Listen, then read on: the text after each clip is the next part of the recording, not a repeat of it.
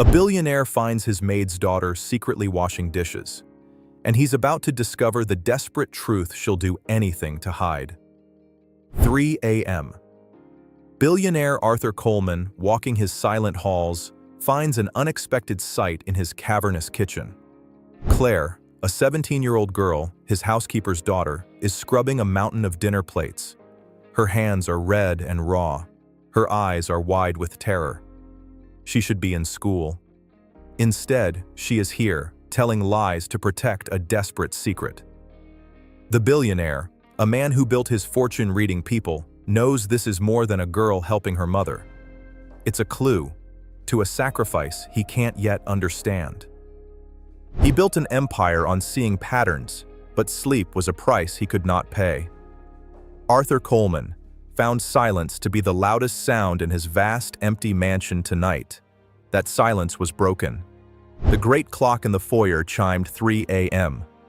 The sound was heavy, each chime echoing down the marble hallway. Arthur Coleman stood at the top of the grand staircase, his silk robe pulled tight. He was a man who had built a global shipping empire. He did it by predicting problems. He could see a storm in the South China Sea and know, instantly, which 300 ships needed to change course. He could not, however, predict a solution for his own insomnia. He rubbed his eyes. The house was cold. He was returning from the library, a heavy book on Roman history, unread in his hand. He had tried to read. He had tried to listen to music. He had tried to meditate. But his mind, the asset that built his fortune, would not shut down. That is when he heard it. It was not a dangerous sound. His security was absolute. No one could get onto this property. It was a small sound, a secret sound, the sound of a glass being gently placed on granite. Arthur froze. He listened. The sound came from the ground floor, at the far end of the house, from the main kitchen, the quiet, rhythmic friction of a sponge on a plate. He moved down the hall, his leather slippers silent on the plush runners. He descended the staircase, his mind racing. It was not a thief. A thief would not be washing dishes. It was an employee. But why? At this hour? He pushed open the heavy oak door to the main kitchen. The room was dark, lit only by the small, yellow light above the industrial stove. The kitchen was enormous, designed for catering large parties. It was a cavern of stainless steel and dark wood. There, dwarfed by the counters, was a girl. She was hunched over the deep steel sink, her back to him. She looked small and thin.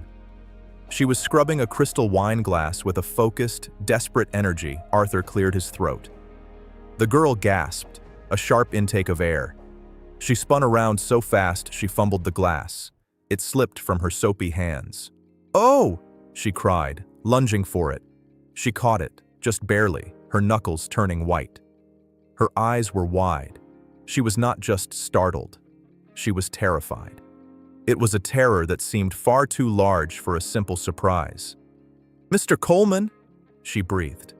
He did not recognize her. He had staff, but he rarely saw them. They were managed by his head of staff, George.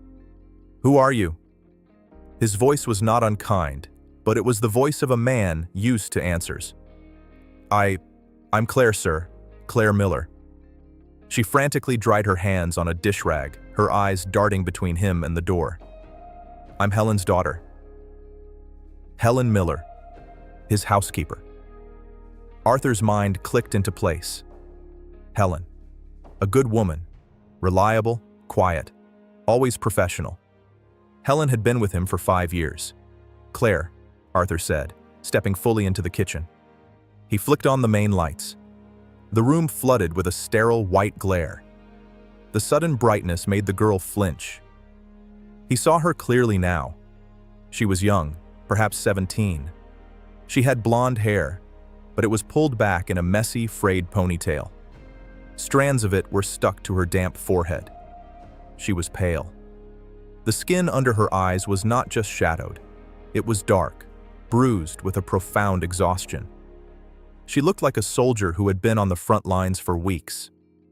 "What are you doing here at this hour?" Arthur asked. his voice softer now. "Where is your mother?" "She's sick, sir," Claire said. The words came out too fast, too rehearsed. "Just a bad cold. She felt terrible. She was so worried about the dishes from your party. I told her I'd take care of it so she could rest." Arthur's eyes drifted from the girl to the sink. It was piled high. The remains of his 30-person dinner party. Plates, pans, platters, dozens of glasses. It was a catering-level mess. It was work for 3 people, not 1 child. "A bad cold," Arthur repeated. He looked back at her. His mind was analyzing the lie. It was a bad lie. A child her age should be sleeping. "And she sent you," he said, "at 3 o'clock in the morning to do her work?" "No!" Claire's voice was sharp, suddenly protective. The terror was replaced by a flash of anger. "She didn't send me. She doesn't know I'm here. I let myself in. I have a key. I help her on weekends. Sometimes I know her routine. I wanted to get it done before she woke up, so she wouldn't worry." It was a brave lie, Arthur thought, but a lie nonetheless. "You should be in bed," Arthur said, crossing his arms. "You have school tomorrow. Today, rather." Claire flinched. It was a tiny, almost invisible movement, a tightening of her shoulders, a quick drop of her eyes. Arthur saw it. He had built his fortune reading the flinches of his competitors across a boardroom table. A flinch meant a hidden truth. "Yes, sir," she whispered, her eyes fixed on the floor. "I'll be done soon. I promise I won't disturb you again. I'm very quiet." She turned back to the sink, as if he had been dismissed. It was a clear signal. "Please leave." Arthur did not leave. He stood there for a full minute, watching her scrub. He saw her small hands, red and raw from the hot water and soap. He looked around the kitchen. His eyes landed on a backpack slumped by the service door. It was an old, faded blue backpack. The zippers were strained. It looked heavy.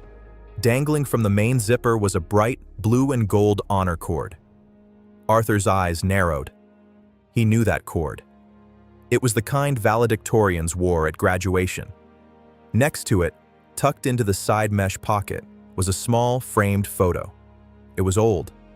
A young woman and a man in a crisp army uniform. Arthur looked at the girl. He looked at the mountain of dishes. He looked at the honor cord. The honor cord. The 3 a.m. dishwashing. The lie. The exhaustion. These pieces did not fit. They were a broken pattern, and Arthur Coleman hated broken patterns. "Leave the dishes," Arthur said. Claire stopped, her hands frozen in the soapy water. "Sir?" "Leave them. Go home. Get some sleep." "But my mom, she'll be so upset if they aren't done. She'll get in trouble." "I will handle your mother," Arthur said.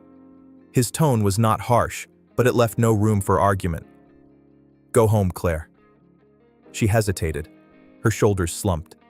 It was not just relief, it was defeat, as if she had failed her mission. "Yes, sir. Thank you, sir." She quickly pulled off the heavy, wet apron. She grabbed her backpack, slung it over one shoulder, and slipped out the service door into the pre-dawn darkness. Arthur stood alone in the massive, silent kitchen. The silence rushed back in, but now it was filled with questions. He looked at the honor cord in his mind's eye, a valedictorian. He looked at the sink, a dishwasher. He went to his study. He did not try to sleep. He sat in his leather chair, watching the black sky turn to gray. He was waiting.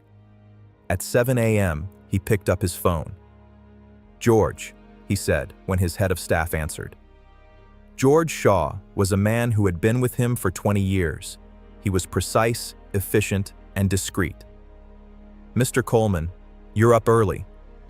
I have 2 tasks for you, George. First, our housekeeper, Helen Miller. What is her situation?" There was a pause. Arthur could hear the faint click of a keyboard. "Mrs. Miller," George said, his voice careful. "She has been inconsistent, sir. Many sick days in the last 2 months. I was actually preparing a file to discuss her dismissal." "Hold that file," Arthur ordered. The words came out like cold steel. Second, her daughter, a girl named Claire, about 17. She's a senior in high school. I want to know everything. The school, her grades, her attendance. Sir? George's confusion was plain. This was not a typical request. The girl was here at 3 a.m., George washing the dishes from my party. She looked broken, and she was carrying a valedictorian's honor cord. It doesn't add up. I want to know why. At once, sir. One more thing, George. The girl's backpack. It had a photo, a soldier, army uniform. 101st Airborne, I think. Find out who he is. Arthur spent the day in a fog. He had meetings about fuel costs and shipping routes. He spoke to executives in Hong Kong and London. But his mind was in the kitchen. He saw the girl's terrified eyes. He saw the honor cord. At 4 p.m., George Shaw appeared at his study door. He held a thin manila folder. Frank never looked ruffled, but today he looked somber. He looked shaken. Sir. He placed the folder on the polished desk. Go on, George. You were right about the girl, George said. He opened the folder. Claire Miller, 17, senior at Northwood High School. He slid a piece of paper across the desk. It was a printout from the school's website, a beaming photo of Claire holding a certificate. She's not just a good student, sir. She's the county valedictorian. 4.0 GPA. Full academic scholarship to Georgetown University, pending graduation. 2 weeks ago, she was named a U.S. presidential scholar, one of the top 160 students in the entire nation. Arthur stared at the paper. A presidential scholar throwing away her future to wash my dishes. That, sir, George said quietly, is the problem. He slid a second paper over. It was a formal attendance report from the school district. I spoke with the principal at Northwood High. She was very emotional. As of 25 days ago, Claire Miller stopped attending school. She has been marked for truancy. The principal is heartbroken. She said she's been calling the mother, Helen, but the number is disconnected. 25 days, Arthur whispered. The timeline clicked. The pattern was forming. Yes, sir. She has missed the deadline to accept the scholarship. The school is required to report her truancy to the state. She will not graduate the scholarship. It's gone. The waste of it. The sheer, tragic waste. It felt like a physical blow to Arthur. This was worse than a girl skipping school. This was a bright light being snuffed out. Why, George? Arthur asked, his voice low. Why? The mother. George's voice was grim. Helen Miller. It is not a bad cold. She was diagnosed 2 months ago with a severe aggressive form of lupus. The new treatments, the specialist, her insurance denies them as experimental. The out-of-pocket cost for the main prescription is $900 a month. Arthur felt a cold knot tighten in his stomach. Helen was fired from her second job at a dry cleaner for missing days due to her illness. Your job, this, is all they have. The phone was disconnected to save money. $900 a month, Arthur said. It was, to him, nothing. A rounding error. To them, it was a future. Claire knows, Arthur stated. She's been skipping school to… what? Work? I'm still looking into that, George said. But it seems she is also covering her mother's shifts, unpaid. Cleaning this house, just to keep you from firing her. She's trying to hold on to the job and the health insurance that her mother is too sick to perform. Arthur stood up, the anger and the sadness rising in him. He walked to the window. The soldier, George, the photo. George slid the last piece of paper across the desk. It was a grainy, black and white military file photo. Captain Robert Miller, George said. Claire's grandfather, Helen's father. Baker Company, 101st Airborne Division, served 2 tours, highly decorated, passed away in 2010. Arthur looked at the name, and then his blood ran cold. Baker Company. He turned from the window. He walked to a framed photo on his bookshelf. It was a photo he had not truly looked at in years. A group of young men in fatigues, smiling in a dusty foreign jungle. "My brother," Arthur said, his voice barely a whisper. "My older brother Thomas. He was in Baker Company. He didn't come home." Arthur looked at George, his eyes clear and hard as ice. "This is not an employee, George. This is family." "Sir?" "Get me their address," Arthur said, his voice low and dangerous. "And find out where Claire Miller is right now." The address was a gray, worn-down apartment complex in a part of town Arthur hadn't seen in 40 years. He drove himself in his modest sedan, not the Rolls-Royce. He felt the need to be invisible. The building smelled of boiled cabbage and old carpet. He walked up 3 flights of stairs. The concrete was cracked. He knocked on 3B. He heard a slow, painful shuffling. The door opened a crack, held by a chain. An eye peered out. "Susan?" Arthur said gently. The door slammed shut. He heard a muffled sob, then the rattling of the chain. The door opened. The woman who stood before him was a ghost. She was a decade younger than Arthur, but she looked 20 years older. Her hands were swollen into claws. Her face was gray with pain. She leaned heavily on a metal walker. This was not the neat, capable woman who managed his home. "Mr. Coleman," she gasped, her voice thick with shame. I was going to call. I've been..." "Helen," Arthur said, stopping her. "I came to see you." He stepped into the tiny, bare apartment. It was spotless, but it was cold. A single, small electric heater glowed weakly in the corner. "I saw Claire last night," he said. Helen's face crumpled. She sank onto the worn sofa. "Oh God, she promised. I told her not to. I told her I can still work. I just needed a few days." "Helen, why didn't you tell me you were sick?" "And say what?" she whispered, tears rolling down her pale cheeks. "That I can't do my job, that you should fire me. This job, it's all we have. The insurance, it pays for the basic doctor visits. It's everything." "The scholarship," Arthur said, his voice quiet. Helen's head snapped up. Her eyes were wide with a new, sharper pain. "The presidential scholarship, Helen Georgetown. I know." Susan let out a sound. It was not a cry. It was a wail of pure, unfiltered despair from the bottom of her soul. I found the letter," she sobbed. "The one from the White House. I found it in the trash can. In the trash. I asked her, and she looked at me with those empty, tired eyes. And she said, 'What's a scholarship, Mom? Does it pay for your medicine? Does it keep the lights on?'" Helen gripped her own hair, her swollen fingers shaking. "She's throwing it all away. Her whole, beautiful life. For me. For $900. Arthur felt the pieces of his heart breaking. This was a kind of poverty he had forgotten existed, the poverty of impossible choices.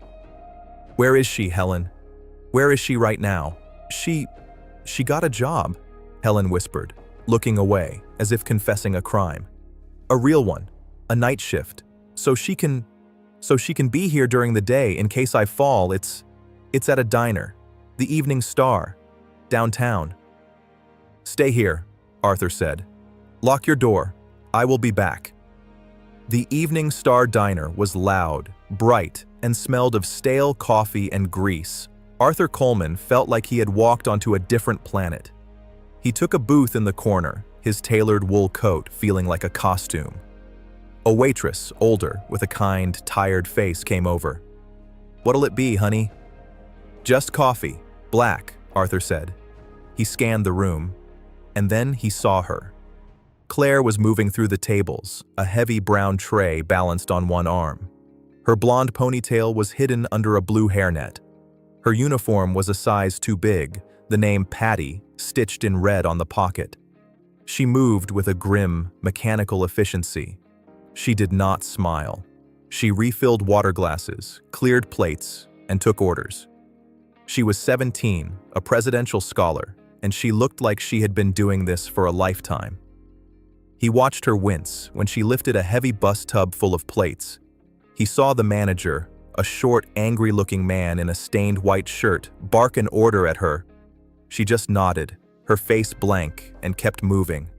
She's just like her mother, Arthur thought, trying not to surrender. He waited. He nursed his coffee, which was bitter and thin. He watched her for 20 minutes. He watched her run. He watched her try to be invisible. She was clearing the booth next to him. Her arms were overloaded with plates. "Claire," he said. His voice was not loud, but it cut through the diner's noise. She froze. The clatter of plates in her hand stopped. She turned, slowly, her eyes finding him in the corner. Her face went from pale to white. The blood drained from it. She looked at him. She looked at her greasy uniform. She looked at the half-eaten burger on the plate she was holding, and the tray, overloaded and heavy, slipped from her trembling hands. It hit the floor with a deafening crash. Plates shattered. Glasses exploded, ketchup and leftover food splattered across the linoleum. The entire diner went silent. Claire just stood there, staring at the mess. Staring at him, her shoulders began to shake. "Miller!" the manager roared from behind the counter. His name tag said, "Mitch! What do you think you're doing? That's coming out of your pay!" Claire didn't look at the manager. She just looked at Arthur.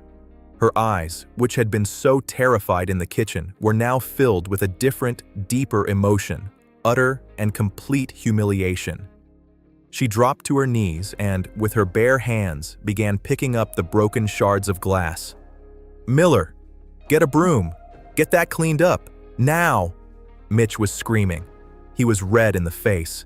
"You're lucky I don't fire you on the spot. That's a week's pay and breakage, you stupid. That's enough." Arthur's voice was not loud. It was low, cold, and heavy with authority. It cut through the diner's silence more effectively than Mitch's shouting. Arthur stood from his booth. He walked over and stood directly between the manager and the girl on the floor. He was a foot taller than Mitch, and though he was nearly 70, he carried an air of absolute power. Mitch, who had been focused on Claire, now looked at Arthur for the first time. He saw the expensive coat. He saw the gold watch.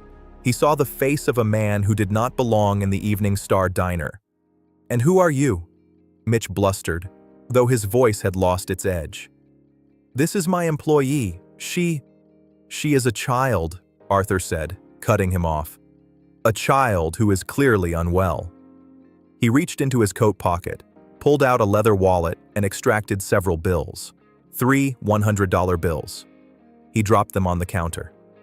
"That," he said, "is for the broken plates, and for my coffee, and for the inconvenience." Mitch's eyes went wide. He scooped up the money instantly. Arthur then turned his back on Mitch, a complete dismissive act. He crouched down, his knees protesting slightly. He was now at eye level with Claire. She was crying, silent tears tracing paths through the grime on her face. She was still trying to pick up the broken glass, her hands shaking. "Claire," he said, his voice now gentle but firm. "Get up. You're leaving." I can't," she whispered, the words choked. My shift. I need..." "Your shift is over." He offered his hand. It was a clean, steady hand, a hand that signed billion-dollar contracts. She stared at it for a moment. It was a lifeline. Slowly, trembling, she put her small, greasy hand into his. Arthur pulled her to her feet as if she weighed nothing. He did not let go. He kept her hand in his and turned her toward the door, shielding her from the stares of the other patrons. "Wait!"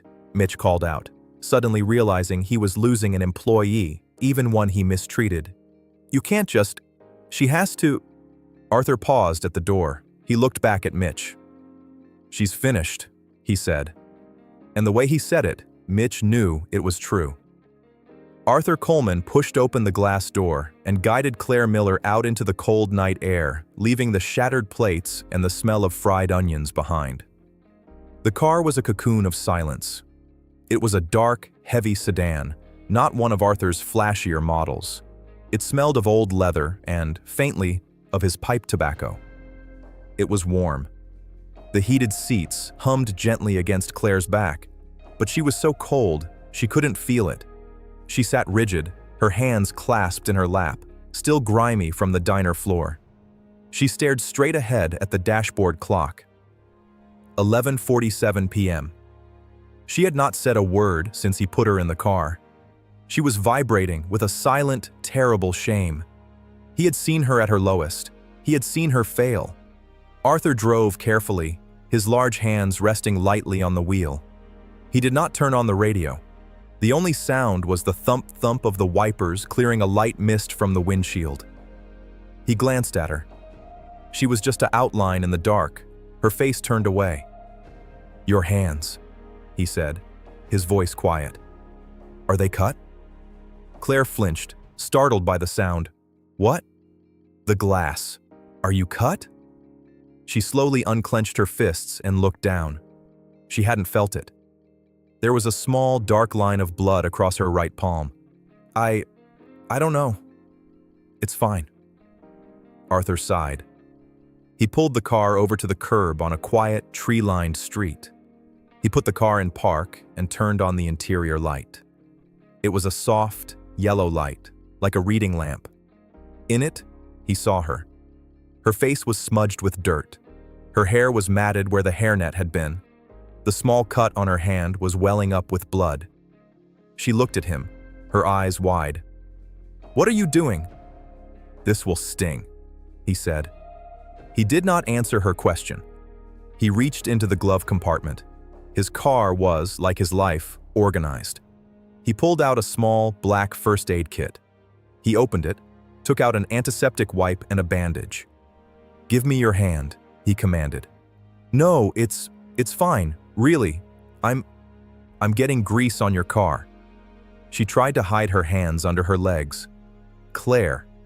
His voice was gentle, but it held the same steel as it had in the diner. "Give me your hand." She hesitated, then slowly, reluctantly, held out her trembling hand. He took it. His own hand was warm and surprisingly soft, but his grip was firm. He held her small, chapped hand in his. He carefully blotted the blood, then opened the wipe. She hissed as the alcohol touched the cut. "I told you," he said, his eyes on his work. "A small price. My brother Thomas always said that a little sting now is better than a lot of pain later." He worked with a precise, almost tender care. He cleaned the cut, then wrapped the bandage around her palm. His movements were not rushed. She watched him, her breath caught in her chest. This was Arthur Coleman, a man who moved markets, a man who owned half the city, and he was sitting in a parked car, bandaging her hand like a father. The absurdity of it, the kindness of it, broke through her shame. A single hot tear spilled over and ran down her cheek. Then another.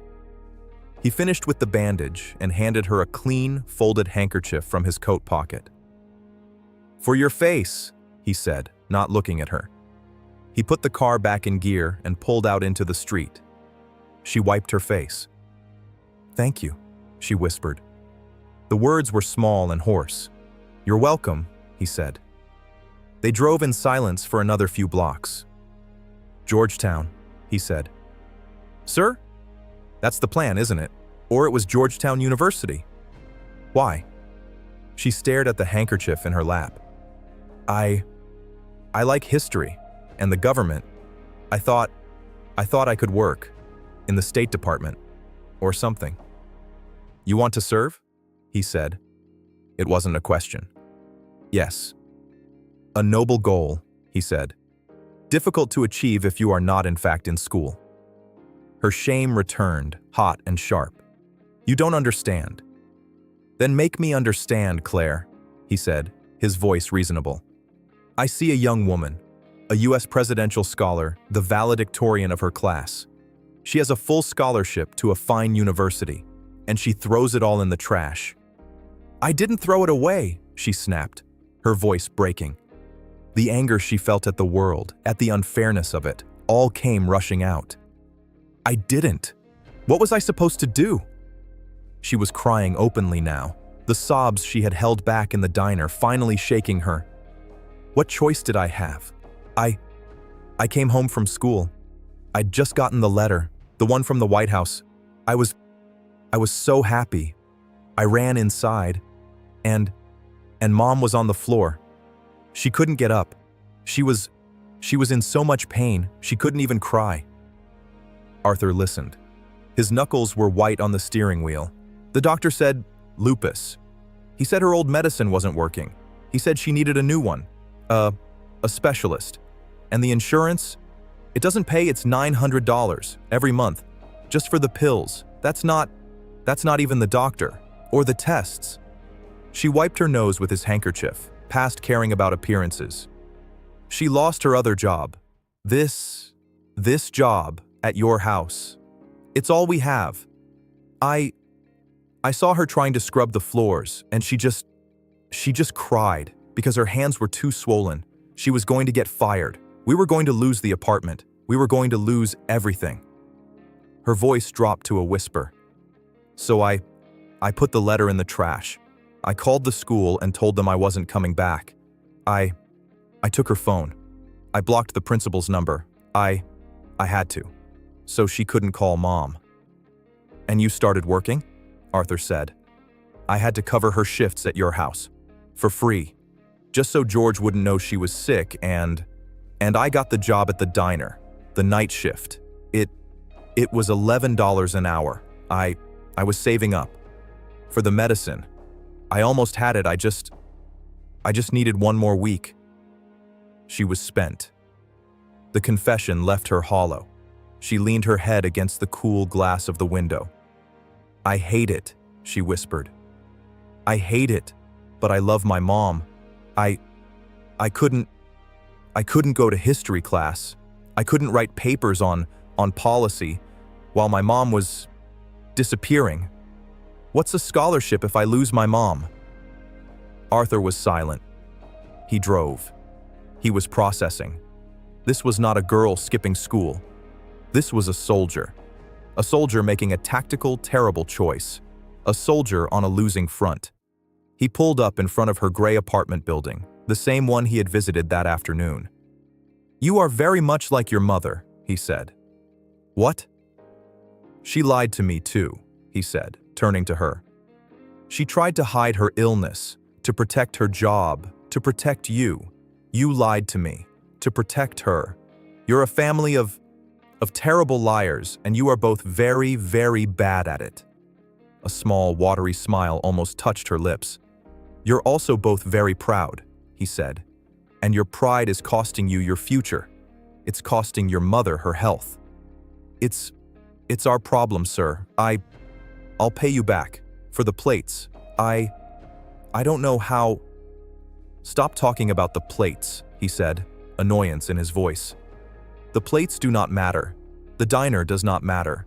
The $900 does not matter. It matters to us. It does not matter, he repeated, and this time his voice was absolute. Get out of the car. We are going to see your mother. The walk up the 3 flights of stairs was different this time. Claire was in front, her shoulders slumped in defeat. Arthur was behind, a steady, implacable presence.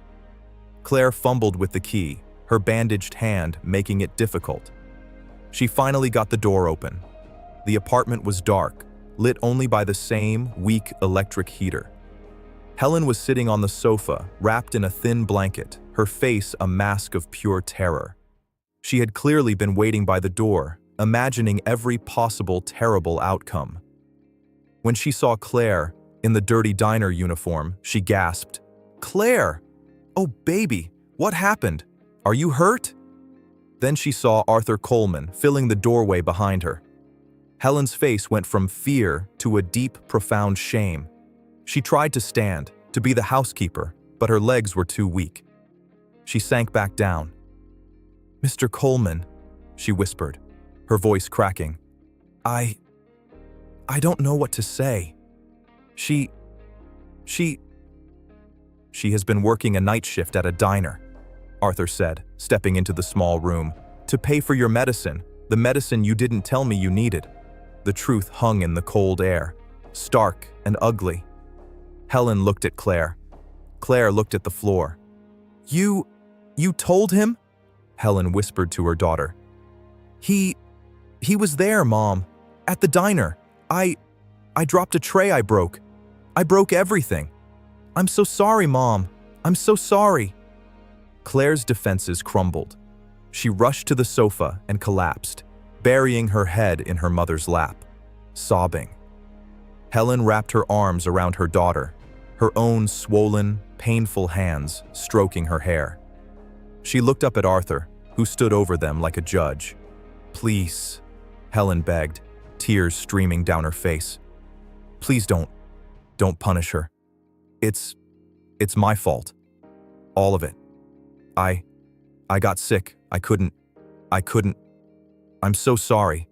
I'll pay for whatever she broke. I'll work for free. Just, please, don't call the police. Don't hurt my daughter. Arthur looked at the two women, clinging to each other in a sea of debt and sickness and fear. He felt a sudden, sharp ache in his chest. It was not his heart. It was something older. It was the memory of his own mother after the telegram came. The memory of a house that had all the money in the world and no joy at all. Hurt her? He said, his voice softer than he intended. Helen, I am not here to hurt her. I am here to stop you from hurting her. Helen looked up, confused. What? You? Your pride. Her pride. You are letting her destroy her entire life. Her entire brilliant life. Because you are too proud to ask for help. Help? Helen said, as if the word was foreign. From who? Who? Who helps people like us? I do, Arthur said simply. He walked over to the single worn armchair and sat down. He was no longer the imposing billionaire. He was just an old man in a small, cold room. This is what is going to happen, he said. He was not asking. He was stating facts. Tomorrow morning, at 9 a.m., a car will be here. It will take you, Helen, to the Cleveland Clinic. I have spoken to a doctor there, a Dr. Eris. He is the best specialist in the country for your condition. He is an old friend. Helen was staring at him, her mouth open. I can't. The cost. I can't. You will not be discussing costs, Arthur said. You will be discussing your health. All of it. The transportation, the treatment, the medicine is handled. It is paid for. But why? He held up a hand. I am not finished. Claire. Claire lifted her tear-stained face from her mother's lap. My assistant, George, will be at Northwood High School at 8 a.m. He will be meeting with your principal. He will explain the family emergency that caused your absence. He will explain that you will be taking your final exams. You will graduate. Your truancy record will be corrected. Claire's eyes were wide. But the scholarship, I missed the deadline. It's gone. Deadlines, Arthur said, a rare, thin smile touching his lips, are often just suggestions for people who are not persuasive. George is very, very persuasive. He will be speaking with the admissions board at Georgetown this evening. You will accept your scholarship. You will go to Washington in the fall. That is final. The room was silent. Helen and Claire just stared at him. They were in shock. He had, in 2 minutes, solved problems that had been crushing them for months. Helen was the first to speak. Her voice was a fragile whisper. Mr. Coleman, why? This is charity. We can't accept. It's too much. Arthur leaned forward. The weariness of his 3 a.m. insomnia was back. But it was a different kind of weariness. It is not charity, Helen. He looked at her, his eyes searching her face. I came here this afternoon. I saw your apartment. I saw a photograph by your door. Helen glanced at the small, cluttered side table. A photograph? A small one, a man in a uniform, an army uniform. Helen's hand went to her throat. My father. My dad. Robert Miller, Arthur said. Yes, Helen said, her voice full of a daughter's pride. Captain Robert Miller. Arthur nodded slowly. I knew it, he whispered. I thought, but I had to be sure. You knew my father? No, Arthur said. I never had the honor. But I knew of him. He paused, gathering the words. This was a story he had not told in 50 years. I had an older brother, Arthur said, his voice distant, his eyes looking at the wall, at the past. His name was Thomas, Tommy. He was everything I was not. He was loud and funny and brave. I adored him. Claire and Helen listened, unmoving. I was in college studying business. He enlisted. 101st Airborne.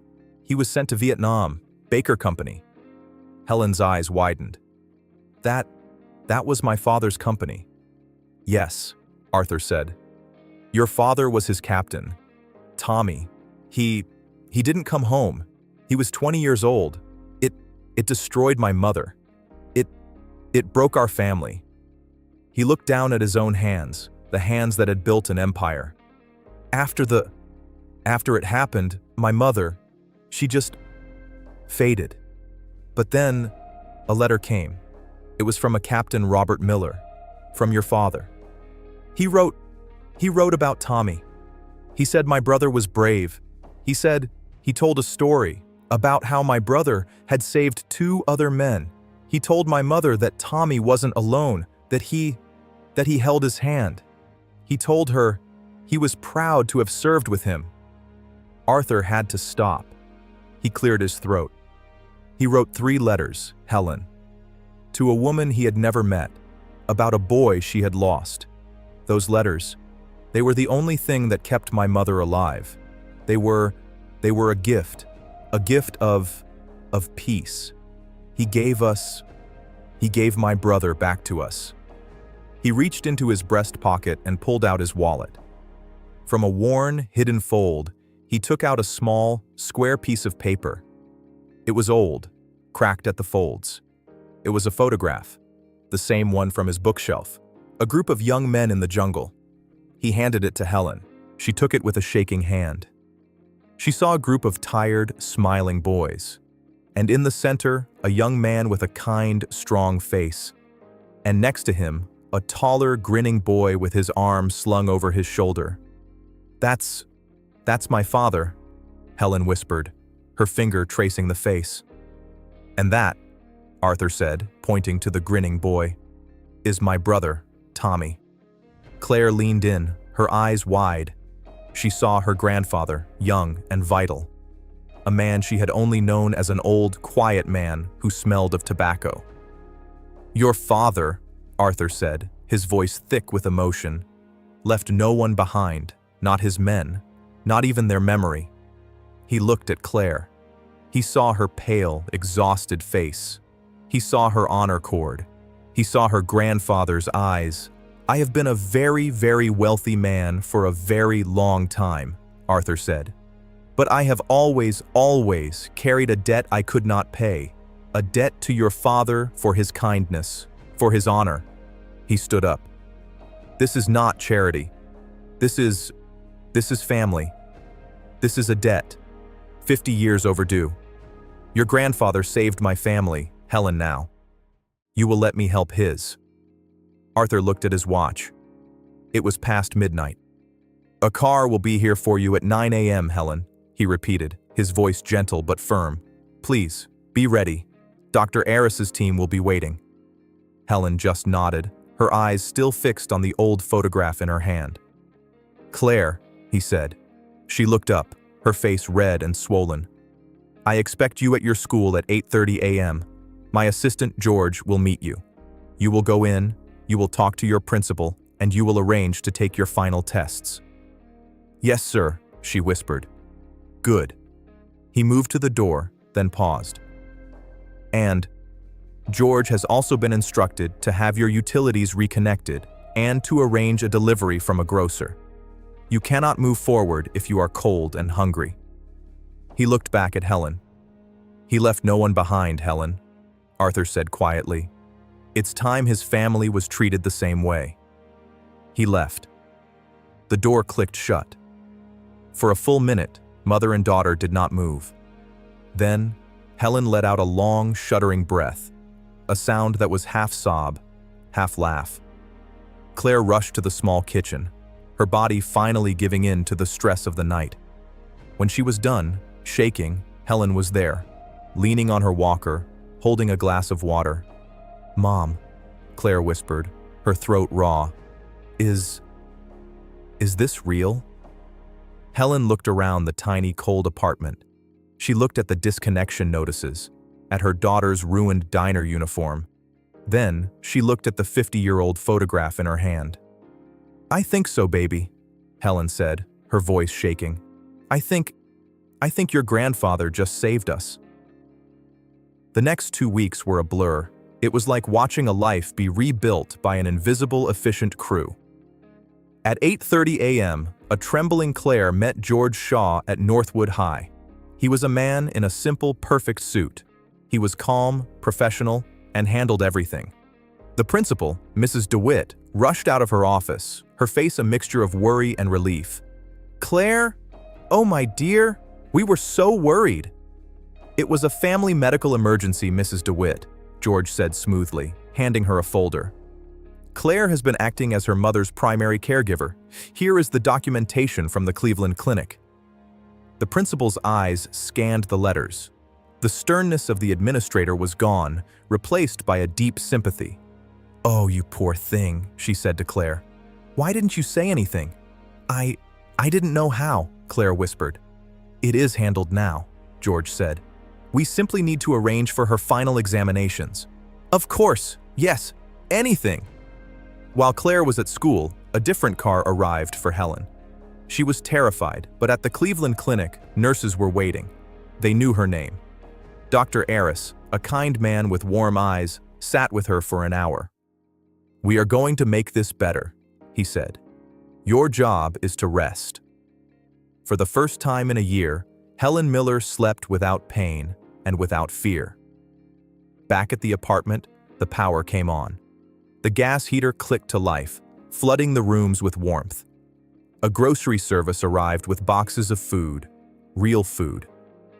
Claire sat at her small desk, her old textbooks open. She studied. She took her exams. The words on the page were no longer a reminder of a life she had lost. They were a map. The day of graduation was bright and hot. The high school football field was filled with folding chairs. Claire sat on the stage. In her blue cap and gown, the blue and gold honor cord was draped around her neck. She looked out at the crowd. In the third row, she found them. Her mother was in a wheelchair, but she was not the gray, broken woman from the apartment. The swelling in her hands was down. Her hair was done. She was smiling, her eyes shining with a pride so fierce Claire could feel it from the stage. Next to her, in a simple gray suit, sat Arthur Coleman. He did not look like a billionaire. He looked like a grandfather. He caught Claire's eye. He did not smile. He simply nodded. A gesture of respect. "Your day." When her name was called, valedictorian Claire Miller, the applause was loud. She walked to the podium. She unfolded her speech. She looked at her notes, and then she looked past them, at her mother and at Arthur. She folded the paper and put it down. "Good morning," she said. Her voice was clear, and it did not shake. "I wrote a speech about the future, but I don't want to talk about that." She gripped the sides of the podium. "I want to talk about what happens when you can't see a future. I want to talk about kindness. We think of history as something made by big, important people, by presidents, and billionaires." She saw Arthur shift, just slightly. "But history is also made by small choices, by people who are tired and scared, but who choose to do the right thing anyway. By a soldier who writes a letter to a grieving mother he's never met. By a mother who would rather lose everything than let her daughter see her pain. By people who see someone falling, and instead of walking by, they stop. They just stop. And they offer a hand. Her eyes were locked on her mother's. My future, it isn't mine. It was bought for me. It was bought by my grandfather 50 years ago. It was bought by my mother, who sacrificed her health for me. And it was returned to me by a man who understands that no one should be left behind. She took a breath. Congratulations to my class. We did it. But don't just go and be successful. Go and be kind. That's how you change the world. Thank you. The field was silent. Then the applause started. It was not polite. It was a roar. Her classmates stood. Their parents stood. Mrs. DeWitt was crying. Helen was sobbing into her hands. Arthur was patting her shoulder. His own face set, but his eyes were bright. A month later, Helen was back. She was not cured. Lupus was not a cold, but she was in remission. The new medicine, the proper care, it had given her her life back. She sat in Arthur's library. She had asked for this meeting. Arthur, she said. He had insisted she use his first name. I can't thank you. There are no words, but I cannot be a charity case. I have to work. I have to do something. Arthur smiled. He had been waiting for this. You're right, I agree, which is why I have a job for you. He gestured to a pile of file boxes on his desk. My mother left a small fund, he said. She called it the Baker Company Fund. Her idea was to provide small grants for the children and grandchildren of veterans, help with books, or a down payment. A little bit of kindness, as she called it. He sighed. After she died, I let it go dormant. I was busy. I was building things. I forgot. He looked at her, his eyes serious. I have restarted the fund. I have endowed it properly. But it needs a director. It needs someone to read the letters, to find the people who need help, to be the heart of it. Helen looked at him, confused. But I'm a housekeeper. No, Arthur said. You're a veteran's daughter. You are a woman who understands sacrifice. You understand what it's like to be in need and to be too proud to ask. I can't think of anyone more qualified. Helen looked at the boxes. She was not being offered charity. She was being offered a purpose. Yes, she said, her voice clear. Yes, I would be honored. The summer ended.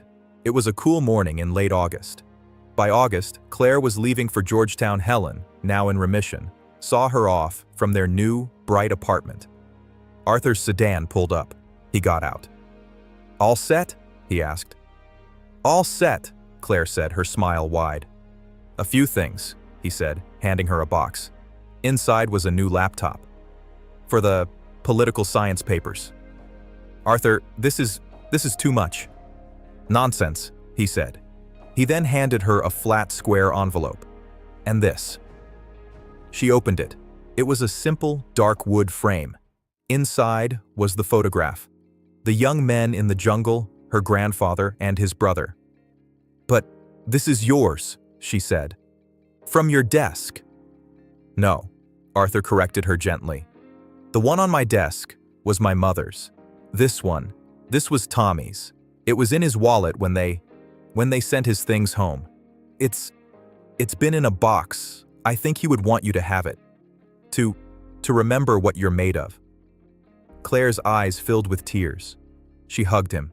It was not a small, shy hug. It was a real, grateful embrace. Thank you, she whispered. For everything. For seeing me. He patted her back, his own throat tight. Go on, he said. Don't be late. Washington doesn't wait. She hugged her mother, a long, tight hug. I love you, Mom. Take your medicine. I will, Helen laughed, wiping a tear. Call me. Every night. I will. Claire got in the taxi. She looked out the back window as it pulled away. She saw her mother, healthy and strong. And she saw Arthur, the billionaire who had been too restless to sleep. He had his arm around Helen's shoulders. Two people, from two different worlds, standing on a sidewalk, watching the future they had built together drive away. Arthur watched until the car was gone. He looked up at the bright blue sky. He had built an empire on seeing patterns, storms, and markets, and competitors. But for 50 years, he had missed the most important one. He had been looking for a way to pay a debt to the past. He never realized the debt was meant to be paid to the future. He felt a strange, new sensation in his chest. A stillness. A peace. Come on, Helen, he said, turning her toward his car. Let's get to the office. We have work to do. And finally, he felt, for the first time in a very, very long time, like he might actually sleep that night. And that's where we'll end our story, with a debt 50 years overdue finally paid. I hope this story about how one small act of kindness can ripple across generations to change a future gave you a chance to pause and reflect. I'd love to know what you were doing while listening. Were you winding down for the night, or just starting your day with a cup of tea? Drop a line in the comments. I truly do read them all. If you want to make sure we cross paths again for the next story, hitting like and subscribing makes a huge difference. We are always trying to improve, so feel free to share your feedback. Thanks for spending this time with me.